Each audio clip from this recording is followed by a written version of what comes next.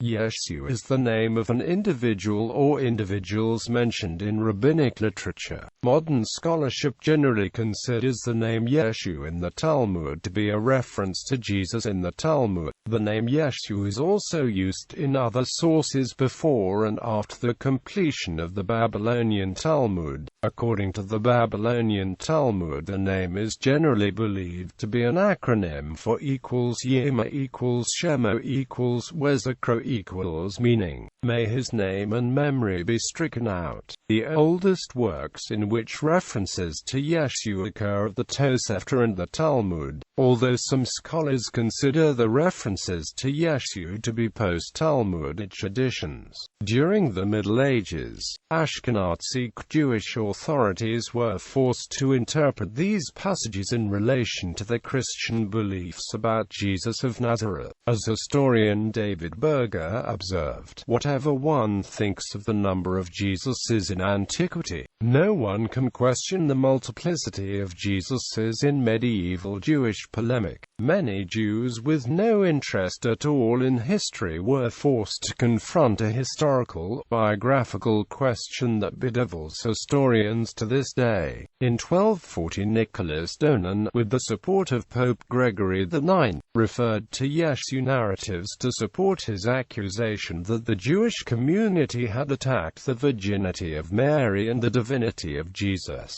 In the Disputation of Paris, Yeshu of Paris conceded that one of the Yeshu stories in the Talmud referred to Jesus of Nazareth, but that the other passages referred to other people. In 1372, John of Valladolid, with the support of the Archbishop of Toledo, made a similar accusation against the Jewish community. Moses HaKohen de Tordesillas argued that the Yeshu narratives referred to different people, and could not have referred to Jesus of Nazareth. Asher ben Jaffiel also asserted that the Yeshu of the Talmud is unrelated to the Christian Jesus. There are some modern scholars who understand these passages to be references to Christianity and the Christian figure of Jesus, and others who see references to Jesus only in later rabbinic literature. Johann Meyer argued that neither the Mishnah nor the two Talmuds refer to Jesus. Talmud and Tosefta. The earliest undisputed occurrences of the term Yeshu are found in 5 anecdotes in the Tosefta and Babylonian Talmud. The anecdotes appear in the Babylonian Talmud during the course of broader discussions on various religious or legal topics. The Venice edition of the Jerusalem Talmud contains the name Yeshu, but the Leiden manuscript has a name deleted, and Yeshu added in a marginal gloss. Schaeffer writes that due to this, Neusner treats the name as a gloss and omitted it from his translation of the Jerusalem Talmud. Occurrences. Yeshu ben Pandera, cited as the teacher of a 2nd century CE heretic, a sorcerer who had been stoned on the eve of one Passover. An example of a son who burns his food in public, identified as Manasseh of Judah, son of Hezekiah, in the passages as well as in a corresponding account in the Shulchan Aruch. An idolatrous former student of the early 1st century BCE Rabbi Yehoshua ben Parachia, the spirit of a foreign enemy of Israel summoned by Onkelos. The name Yeshu has also been found on the 1st century CE ossuary of Yeshua bar Yehoseph, published by E. L. Sukenik in 1931, and catalogued by L. Y. Rahmani in 1994. Although Sukenik considered this the same as the term in the Talmud, he also entertained the possibility that the final letter Ayin was left out due to lack of space between the decorations between which it was inscribed. The fully spelled-out name Yeshua and the patronymic are also found on the ossuary. Richard Bauckham considers this a legitimate, if rare, form of the name in use at the time, and writes that this ossuary shows that the name Yeshu was not invented by the rabbis as a way of avoiding pronouncing the real name of Jesus of Nazareth. The name Yeshu has also been found in a fragment of the Jerusalem Talmud from the Cairo Geniza, a depository for holy texts which are not usable due to age, damage, major errors. Flusser takes this as evidence of the term being a name. However, the standard text of the Jerusalem Talmud refers to one of the numerous Rabbi Yerusha's of the Talmud, and moreover the fragment has the latter name. At other points in the text, etymology and interpretations of the term. Etymology. Outcome notes that the spelling Yeshu is found on 1 Osiri, Ramani 9, which supports that the name Yeshu was not invented as a way of avoiding pronouncing the name Yeshua Yehoshua in relation to Jesus, but that it may still be that rabbinical use of Yeshu was intended to distinguish Jesus from rabbis bearing the biblical name Joshua, Yehoshua. Foot and Wheeler considered that the name Yeshu was simply a shortened form of the name Yehoshua or Joshua. Another explanation given is that the name Yeshu is actually an acronym for the formula, meaning, may his name and memory be obliterated. The earliest known example of this theory comes from medieval Toldoth Yeshu narratives. This has led to the accusation, first voiced by the anti-Judaism writer Johann Andreas Eisenmenger in his Entdecktes Judentum, that Yeshu was always such a deliberately insulting term for Jesus. Eisenmenger claimed that Jews believed that they were forbidden to mention names of false gods and instead were commanded to change and defame them, and did so with Jesus' name as they considered him a false god. He argued that Jesus' original name was Yeshu, and as Jews did not recognize him as Savior of that he had even saved himself, they left out the iron from the root meaning, to save. Eisenmenger's book against Judaism was denounced by the Jews as malicious libel, and was the subject of a number of refutations. Early 20th century writers such as Herford and Klausner assume that references to Yeshu and Yeshua, not three in the Talmud, relate to Jesus. Indeed, in the Septuagint and Greek language Jewish texts such as the writings of Josephus and Philo of Alexandria, Jesus is the standard Greek translation of the common Hebrew name Yehoshua, Greek having lost the H sound, as well as of the shortened form Yeshua which originated in the Second Temple period. Jesus was also used for the name Hoshe in the Septuagint in one of the three places where it referred to Joshua son of Nun. The term Yeshu is not undisputedly attested prior to the Talmud and Tosefta, let alone as a Hebrew original for Jesus. Adolf Neubauer, aware of the problem but believing the term to be a reference to Jesus, argued that it was a shortened form of Yeshua resulting from the final letter I and no longer being pronounced. Hugh J. Schonfield argued in a similar fashion that it was the northern pronunciation resulting from a silent iron. This view was shared by Joachim Jeremias and Flusser, who argue that it was the Galilean pronunciation. The views of these theological scholars, however, are contradicted by the studies of Hebrew and Aramaic philologist E.Y. Kutcher, professor of Hebrew philology at the Hebrew University of Jerusalem, a member of the Hebrew Language Academy, who noted that although the ayin became a silent letter, it is never dropped from written forms, nor is its effect on the preceding vowel lost, as would have had to occur if Yeshu were derived from Yeshua in such a manner. Kutcher noted moreover that the guttural ayin was still pronounced in most parts of Galilee. History of interpretation. Tanaim and Amram. The Tanaim and Amram, who recorded the accounts in the Talmud and Tosefta, used the term Yeshu as a designation in Sanhedrin 103a and Berachos 17b, in place of King Manasseh's real name. Sanhedrin 107b uses it for a Hasmonean-era individual who in an earlier account is anonymous. In Gittin 56b, 57a it is used for one of three foreign enemies of Israel, the other two being from past and present, with Yeshu representing a third not identified with any past or present event.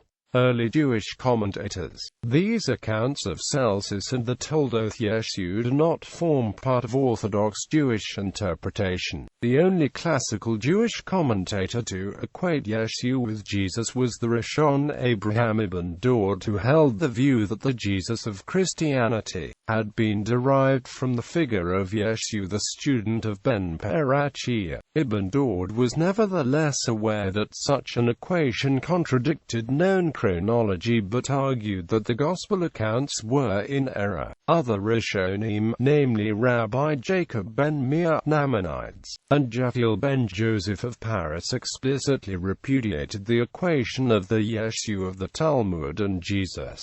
Menahem Meiri observed that the epithet ha-Notzri attached to Yeshu in many instances was a late gloss. The Church. Friar Raymond Martini, in his anti-Jewish polemical treatise Putio Fide, began the accusation echoed in numerous subsequent anti-Jewish pamphlets that the Yeshu passages were derogatory accounts of Jesus. In 1554, a papal bull ordered the removal of all references from the Talmud and other Jewish texts deemed offensive and blasphemous to Christians. Thus the Yeshu passages were removed from subsequently published editions of the Talmud and Tosefta. Nevertheless, several church writers would refer to the passages as evidence of Jesus outside the Gospels. Later Jewish commentators, Jehiel Heilprin, held that Yeshu, the student of Yehoshua ben Perachia, was not Jesus. Jacob Emden's writings also show an understanding that the Yeshu of the Talmud was not Jesus. Contemporary Orthodox scholars, Rabbi Aidan Steinsaltz translates Yeshu as Jesus in his translation of the Talmud. Elsewhere he has pointed out that Talmudic passages referring to Jesus had been deleted by the Christian censor. Theosophists and esotericists. The interpretation of Yeshu as a proto-Jesus first seen in Abraham ibn Dord's work would be revisited by Egyptologist Gerald Massey in his essay The Historical Jesus and Mythical Christ, and by G. R. S. Mead in his work Did Jesus Live 100 B.C. The same view was reiterated by Rabbi Avraham Korman. These views reflect the theosophical stance and criticism of tradition popular at the time but was rejected by later scholars. It has been revived in recent times by Alvar Eligard. Critical scholarship. Modern critical scholars debate whether Yeshu does or does not refer to the historical Jesus. A view seen in several 20th-century encyclopedia articles including the Jewish Encyclopedia, Joseph Dan in the Encyclopedia Judaica, and the Encyclopedia Hebraica. R. Travers Herford based his work on the understanding that the term refers to Jesus, and it was also the understanding of Joseph Klausner. They agree that the accounts offer little independent or accurate historical evidence about Jesus. Herford argues that writers of the Talmud and Tosefta had only vague knowledge of Jesus and embellished the accounts to discredit him while disregarding chronology. Klausner distinguishes between core material in the accounts which he argues are not about Jesus and the references to Yeshu, which he sees as additions spuriously associating the accounts with Jesus.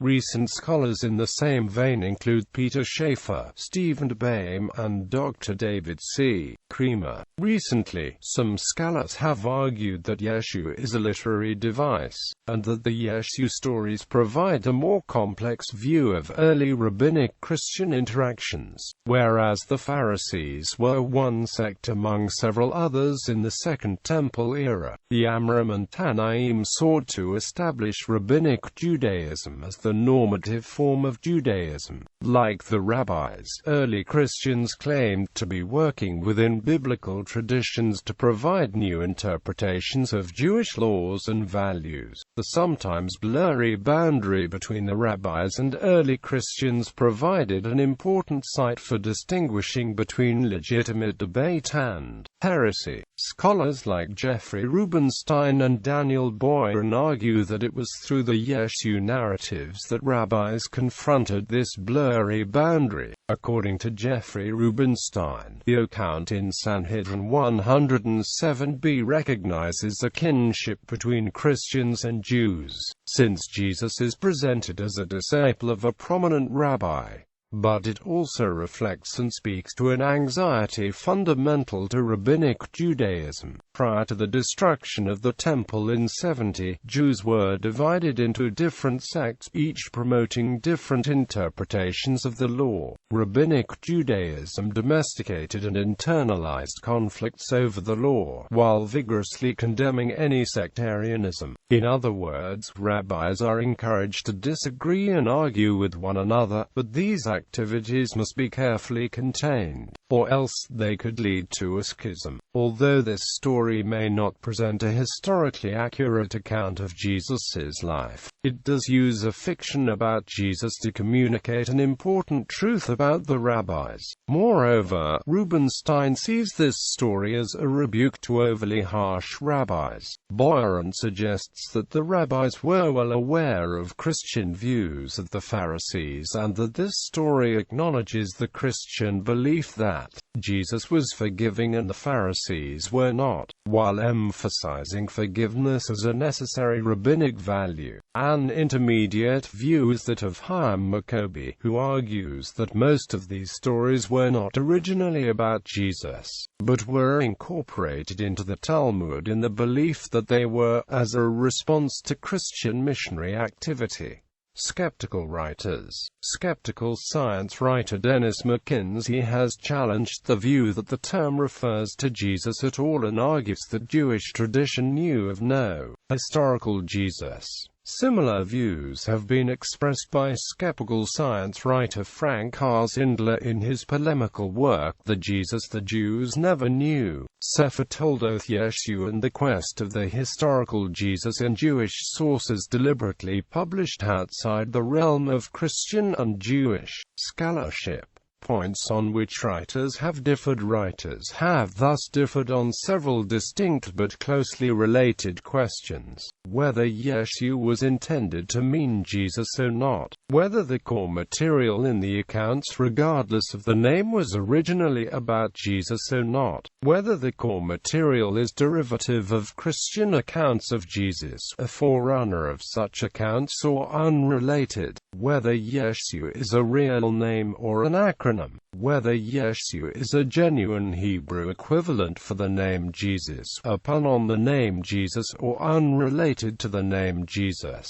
The Toldoth Yeshu narratives. The Toldoth Yeshu are not part of rabbinic literature and are considered neither canonical nor normative. There is no one authoritative Toldoth Yeshu story, rather, various medieval versions existed that differ in attitudes towards the central characters and in story details. It is considered unlikely that any one person wrote it, and each version seems to be from a different set of storytellers. In these manuscripts, the name Yeshu is used as designation of the central character. The stories typically understand the name Yeshu to be the acronym Yimaḥ Shʕmo Wezikhro, but justify its usage by claiming that it is wordplay on his real name, Yehoshua. The era of the story is set in the Hasmonean era, reflecting the setting of the account of Yeshu, the student of Yehoshua ben Parachia in the Talmud. Due to the gospel parallels, the story of Toldoth Yeshu narratives is typically viewed as a derogatory account of the life of Jesus resulting from Jewish reaction to persecution by Christians. Yeshu is also mentioned in Isaac Luria's Book of the Reincarnations, chapter 37. Within the long list of Jewish tzaddiks it's written, "On your way from Safe toward the north to the village of Ein al-Zaytun, passing a carob tree, Yeshu ha-Notzri is buried there." This sentence contradicts the main Christian tradition. used in modern Hebrew as a name for Jesus. The term Yeshu was used in Hebrew texts in the Middle Ages, then through Rabbi Ezekiel and Elias Soloveitchik, who identified Jesus with the character of the Toledoth Yeshu narratives. Likewise, Yeshu ha-Notzri is the modern Hebrew equivalent for Jesus the Nazarene, though in Christian texts the spellings Yeshua and Yeshua ha-Notzri are preferred. As per the Hebrew New Testaments of Franz Delitzsch and Isaac Sarkinson, in secular Israeli Hebrew, Yeshu was used for Jesus of Nazareth per Aaron Abraham Kabak's novel On the Narrow Path.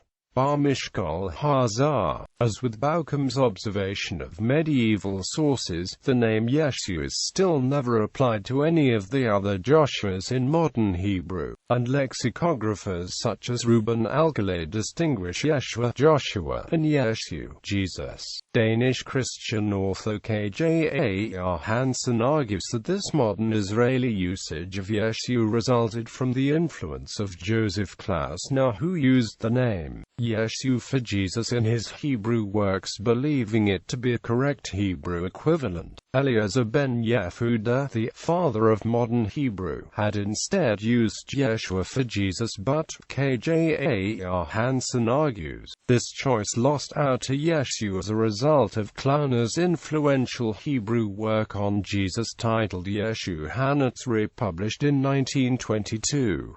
Kjar Hansen notes that many Jewish writers have assumed that Yeshu is a correct Hebrew name for Jesus and have used it without intending any disparagement, but advises against its usage due to its probable origin as a derogatory term.